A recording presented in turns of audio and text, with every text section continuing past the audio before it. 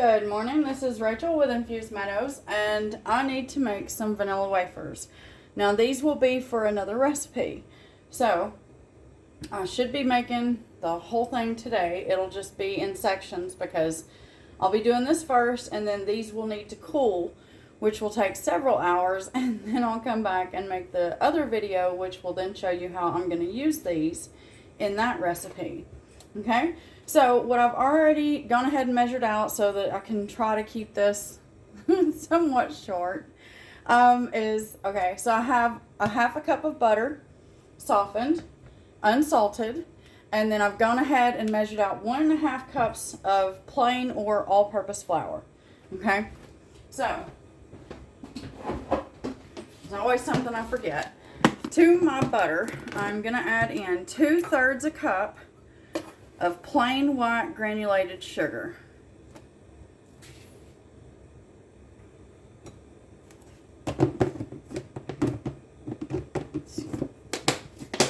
One second, sorry. And then what we want to do is we want to cream these two together.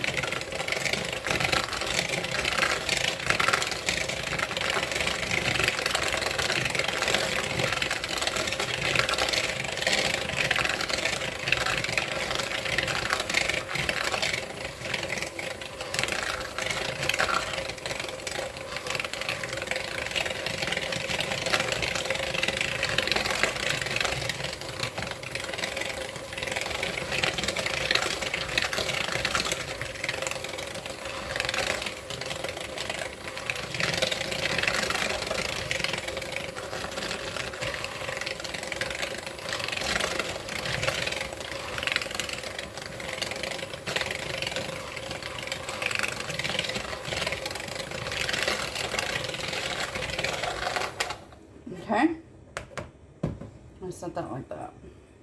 Let me move my flour. Alright, what we want to do now is we want to add in 1 large room temperature egg.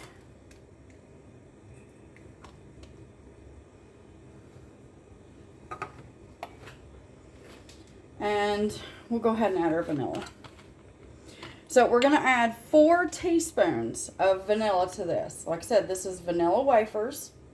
So there's 1, 2, 3, and 4.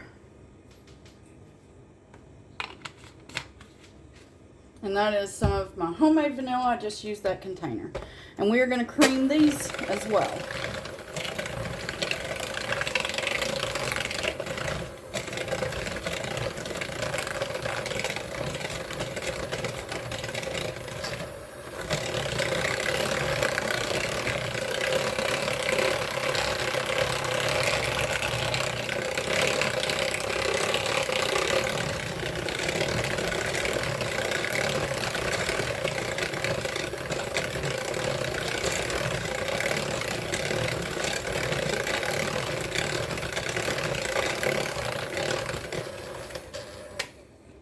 One second, let me go grab myself a whisk. Okay, so what you want to do is make sure that you scrape your bowl down, sides and bottom. And then what I like to do is just make a little bit of a mess, of course. If you'll just turn that on, it should sling most of that off.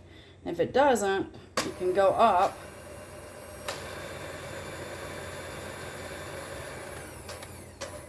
And that will mostly clean your beaters, okay? 1 second.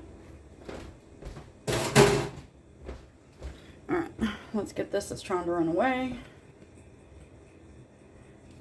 because we don't want to lose, or try to avoid losing as much as possible. So, don't do like me, do better. It's early. Okay, let me get some of this moved and we'll be right back. Okay, so what we want to do now is to our flour, we're going to add in 3/4 a teaspoon of baking powder. And then we want to add a 1/2 teaspoon of salt. Use whatever salt you got, just make sure it's salt.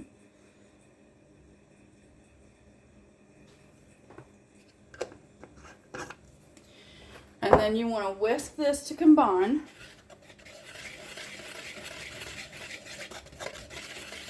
Try to distribute that as best as possible. So not just one turn, you want to do a few. I'll set that there because I'm going to need it again. Not right now, but anyway. So what we want to do now is we're going to add about half of this in. And we want to stir this and mix it really, really well.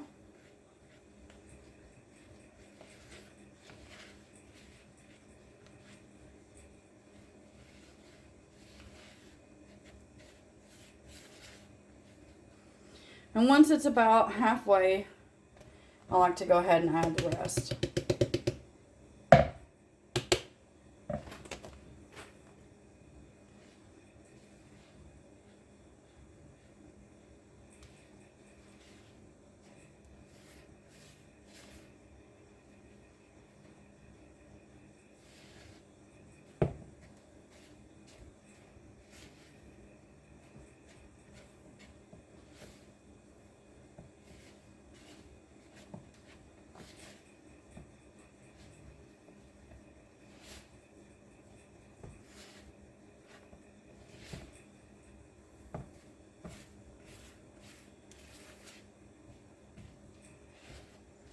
Make sure you scrape the bottom, the sides, and get all that flour incorporated into your dough.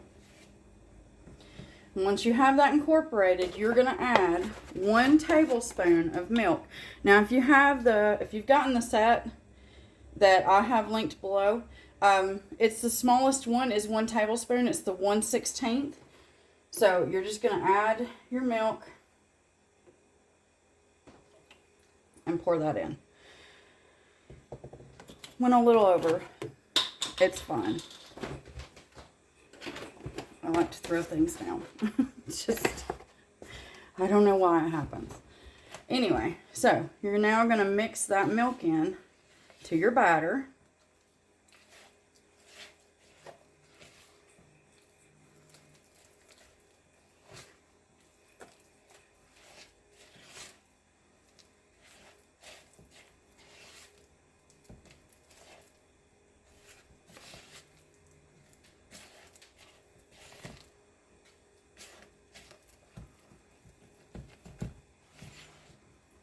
Alright. Now, what I'm going to do now is I'm going to go ahead and set my oven to 350 degrees Fahrenheit or 180 degrees Celsius. I do not do anything with the fan on, if that helps anybody that's curious. I'm going to pause this and get some things moved around, and then we'll be right back. Okay, so what I have now is I have my cookie sheet with a silicone mat on it. I have myself a small bowl of cold water. And then we have the dough we just made. What we want to do is the smallest, we know they're ice cream scoops, but they're cookie scoops. Smallest scoop that you have. This is, I think, about a teaspoon and a half scoop. You're going to get yourself some cookie dough. Now, I'm not going to record all this because that's a lot.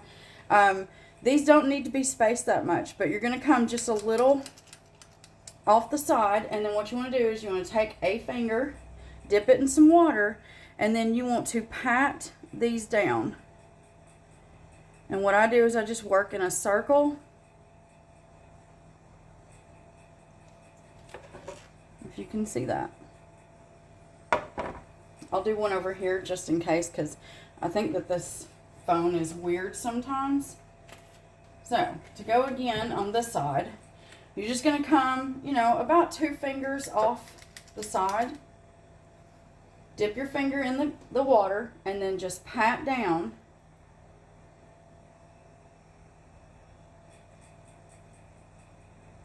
And that's all you do. Okay? So I'm going to do all this dough while my oven's preheating, and then we will be back. Alright, my oven has preheated. I have 20 cookies, as you can see. I'm going to get this in the oven, and I'm going to set my timer for 12 minutes. Okay? Now, depending on your oven, you could need up to 14. My oven's usually 12. All you're looking for is for them to start looking golden around that outside. Once they're golden, go ahead and pull them out, okay? We'll be back. Okay, so I've gone ahead and pulled my other 3 cookie sheets because I think that I normally get around 60 cookies. Anyways, you can tell that these mats are well used because the other pans and their mats are new. I've only had them for about 4 months, 5 months.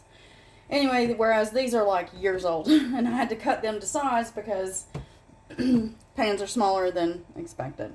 Anyway, so while those are baking, I'm going to go ahead and continue getting my cookies ready so that way I can pull and put straight in. And so if you're making this, you'll want to do the exact same thing. That way you don't have your oven running when there's nothing in it, okay?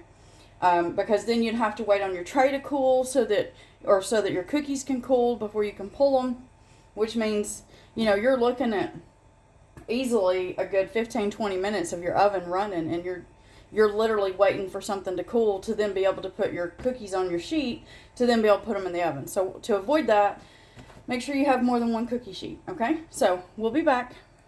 So I got this tray done. You can see it's a lot smaller. I got 15 on this one, whereas the other one I got 20. But it doesn't matter how many you get on a tray.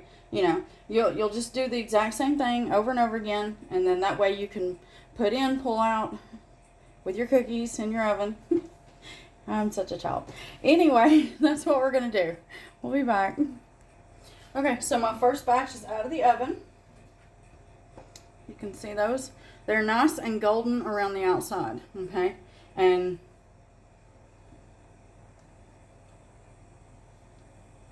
you do not want to pat these out too thin, okay? If you go too thin, then they'll still bake, they'll still taste great. You'll just want to check them a lot sooner. So, I mean, you've seen the thickness that I go. And then I ended off with 4 left, and this is my other tray that I bought some of that white silicone sheets off of Amazon, and then I just tried to cut them to size of the pan because I did not feel like paying way too much for those, and they don't even fit the pan, which makes you really hate the fact that you got to cut them to suit. But anyway, so I hope that you make these. I hope you love them. If not, like them. We have these in the U.S. So those of you in the U.S., if you don't want to make them, every store carries them. They're the Vanilla Wafers.